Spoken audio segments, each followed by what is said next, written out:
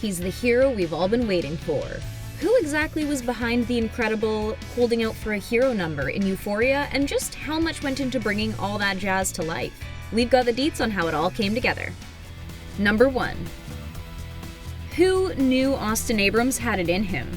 All the credit in the world goes to Ryan and Austin. The unexpected star of Season 2, Episode 7 has performed live theater before, but never anything quite as intense and epic as the holding out for a hero number we saw him perform. He certainly was going all out in the version we saw on screen, but the fact is, he kept that up for a significant amount of time over 3 days. It took a lot of physical exertion. I was doing that dance a million times over those days. But I loved the dance, I loved the guys I was dancing with, and it felt very real. The actor had a particular connection with the song that helped motivate him as well. He first fell in love with it when it was featured in Shrek 2 oh so many years ago. So how was it actually having a huge audience watching him like this? I loved the energy exchange between the performers and the actors and the audience because there was a crowd there. But of course, nerves played a part, and the actor was terrified when it came time to perform. But he also couldn't help but be totally excited. Oh, and luckily he had a bit more clothing on than he'd originally anticipated.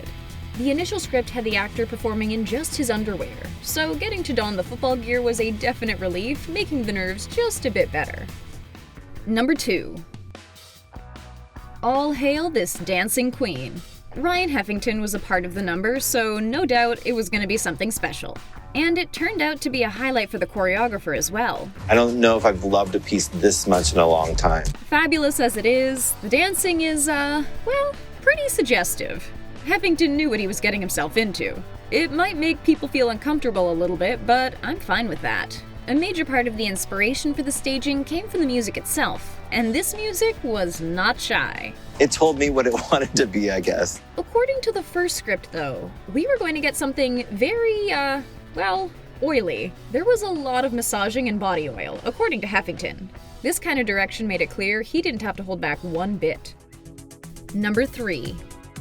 Everyone had a hard time getting through this without laughing. Jacob Elordi had a particularly hard job though, since he was supposed to be acting all broody and tough. Not so easy when watching this circus. To have these people kind of just staring at you, just laughing and pointing at you. It could have felt awful, but in fact, Elordi was just overwhelmed by how impressive his co-star was. It was tough not to crack a smile watching the drama of the dance. And I was like... Yes, Abrams was parodying his character, but it was hard to ignore that sheer talent. Every time, the ferocity and intensity just went up and up and up. It never lacked. And it's pretty obvious from what we see on screen. Elordi wasn't the only one to enjoy, though. Most of the reactions we see in the audience from the cast members were completely real. Their characters might not have been such big fans of the play in the end, but for the Euphoria cast, this made for one of the most memorable times on set. She's brilliant. Lexi's brilliant. Number 4. Not everyone had such a great time. Days on the Euphoria set are notoriously long, and for the extras who have to endure filming, it's not such a great deal. One extra from the set went to TikTok to reveal what it was really like behind the scenes. 16-hour filming days exhausted performers to the point that some of them actually left the set, making for inconsistencies in the audience throughout the 7th episode. The play and the audience scenes actually took forever for them to film. Like, it took weeks for them to film just this episode, which is honestly crazy. Included with those performers that walked off set was Dominic Fike, who actually had a lookalike in his place for part of the episode. While everyone did earn a bit of extra cash for those overtime hours, it didn't really make up for the fact that no one was warned just how long their workday would be. Number 5. Keep the cameras rolling. You never know what might be captured.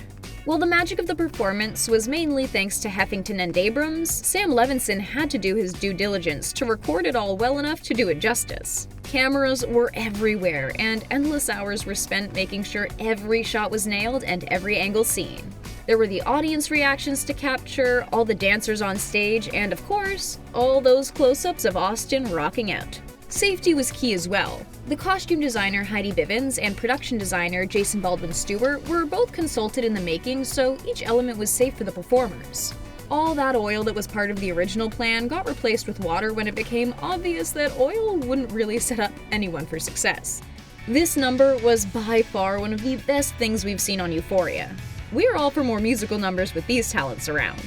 What was your favorite part of Lexi's play?